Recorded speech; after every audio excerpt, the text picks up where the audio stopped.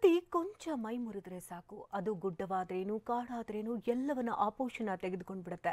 ಉತ್ತರ ಭಾರತದಲ್ಲಿ ಇಷ್ಟು ದಿನ ಬಿಸಿಲು ಅಂತ ಕೆಂಡ ಕಾರ್ತಾ ಇದ್ದವರು ಈಗ ಥಂಡ ಹೊಡೆದಿದ್ದಾರೆ. ಎಡಬಿಡದೆ ಸುರಿತಾ ಇರುವಂತ ಮಳೆ ಯುಪಿ ಮತ್ತು ಉತ್ತರಾಖಂಡ್ನಲ್ಲಿ ಹಲ್ಚಲೆಬ್ಬಿಸಿದೆ. ಪ್ರಳಯ, ಜಲ ಪ್ರಳಯ. ಕೆಲವೇ ಕೆಲ ದಿನಗಳ ಹಿಂದೆ ಉರಿ ಬಿಸಿಲಿನಿಂದ ಕಂಗೆಟ್ಟಿದ್ದ ಉತ್ತರ ಭಾರತದ ರಾಜ್ಯಗಳಲ್ಲಿ ಇದೀಗ ವರುಣದೇವ ತನ್ನ ಮೂರನೇ ಕಣ್ಣು ತೆರೆದಿದ್ದು ನದಿಗಳು ರೌದ್ರ ರೂಪ ತಾಳಿವೆ. ಮಳೆಗಾಲ ಶುರುವಾಗ್ತಿದ್ದಂತೆ ಪ್ರಳಯದ ಒಂದೊಂದೇ ಭೀಕರ ದೃಶ್ಯಗಳು ಇದೀಗ ಬಯಲಾಗ್ತಿದೆ.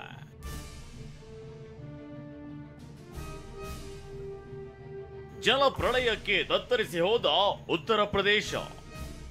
20ಕ್ಕೂ ಹೆಚ್ಚು ನಗರಗಳಲ್ಲಿ ವರುಣನ ರಣಾರ್ಭಟ. ಗುಡ್ಡಗಳೇ ಕುಸಿದು ಬೀಳ್ತಿದ್ರೆ ದೊಡ್ಡ ದೊಡ್ಡ ನಗರಗಳು ನೀರಿನ ಹೊಡೆತ ತಾಳಲಾರದೆ ದಂಡ ಹೊಡೆಯುತ್ತಿದೆ. ಮಹಾಮಳೆಯ ರೌದ್ರ ನರ್ತನಕ್ಕೆ ಉತ್ತರ ಪ್ರದೇಶ ತತ್ತರಿಸಿ ಹೋಗಿದ್ದು 20ಕ್ಕೂ ಹೆಚ್ಚು ನಗರಗಳು ಮಕಾಡೆ ಮಲಗಿವೆ.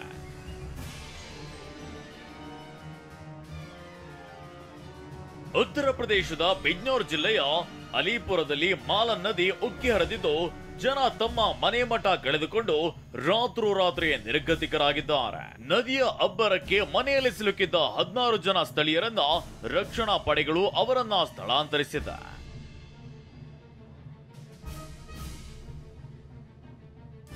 ಉತ್ತರಾಖಂಡ್ನಲ್ಲಿ ಸುರಿಯುತ್ತಿರುವ ಮಳೆ ಉತ್ತರ ಪ್ರದೇಶದ ಮುಜಾಫರ್ ನಗರಕ್ಕೆ ಕಂಟಕವಾಗಿ ಪರಿಣಮಿಸಿದೆ.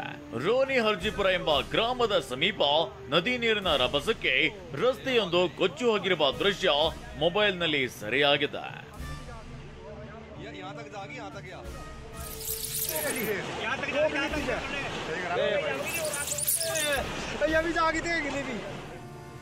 ಉತ್ತರಾಖಂಡ್ನ 9 ಜಿಲ್ಲೆಗಳಲ್ಲಿ ಮಳೆಯಿಂದ ಪರದಾಟ.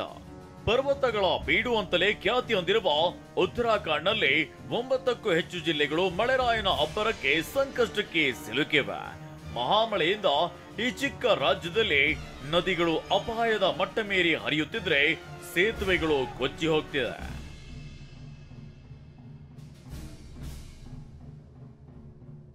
ಇದು ಉತ್ತರಾಖಂಡ್ನ ಹಲ್ದವಾನಿಯಲ್ಲಿ ನಡೆದ ರಣಭೀಕರ ದೃಶ್ಯ ನೋಡಿ. ದಿಢೀರ್ ಮಳೆಯಿಂದ ಗುಡ್ಡದಿಂದ ದಿಢೀರಂತ ನೀರು ಊರೊಳಗೆ ನುಗ್ಗಿ ಬಂದಿದೆ.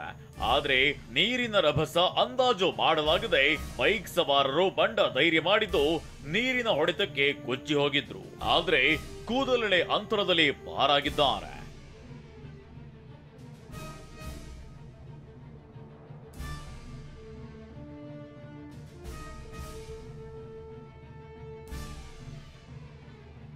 ಉತ್ತರಾಖಂಡ್ ರಣಮಳೆಗೆ ಖಂಡ ದುಂಡಾಗಿ ಹೋಗ್ತಿದೆ.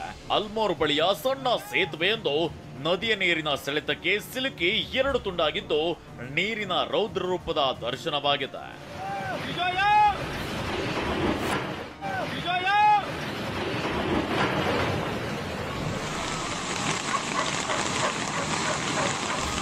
ಇನ್ನು ಋಷಿಗಂಗಾ ಮತ್ತು ತಪೋವನ NTPC ಅಣೆಕಟ್ಟು ಒಡೆದು ಹೋಗಿದ್ದು ನದಿ ವೇಗವಾಗಿ ಹರಿದು ಬರ್ತಿದೆ.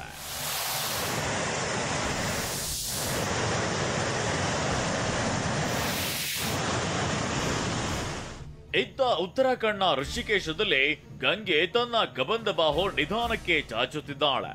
ನಿತ್ಯವೂ ಅಪಾಯದ ಮಟ್ಟ ಮೀರಿ ಹರಿಯುತ್ತಿರುವ ನದಿ ಸಂಕಷ್ಟದ ಎಚ್ಚರಿಕೆಯನ್ನ ನೀಡ್ತಿದೆ. ಅದರಲ್ಲೂ ತ್ರಿವೇಣಿ ಘಾಟ್ನ ಎಲ್ಲ ಮೆಟ್ಟಿಲುಗಳು ಮುಳುಗಿ ಹೋಗಿದ್ದು ನದಿ ಭಾರಿ ರಭಸವಾಗಿ ಹರಿಯುತ್ತಿದೆ. ಸದ್ಯ ಇದೇ ರೀತಿ ಇನ್ನು ಕೆಲವು ದಿನ ಮಳೆ ಮುಂದುವರೆದ್ರೆ ಭಾರಿ ಅನಾಹುತ ಎದುರಾಗಲಿದೆ. ಅನಾಹುತಗಳು ತಡೆಯಲು ಸರ್ಕಾರ ಮುನ್ನೆಚ್ಚರಿಕಾ ಕ್ರಮಗಳನ್ನ ಕೈಗೊಳ್ಳಬೇಕಿದೆ. Bureau report TV9.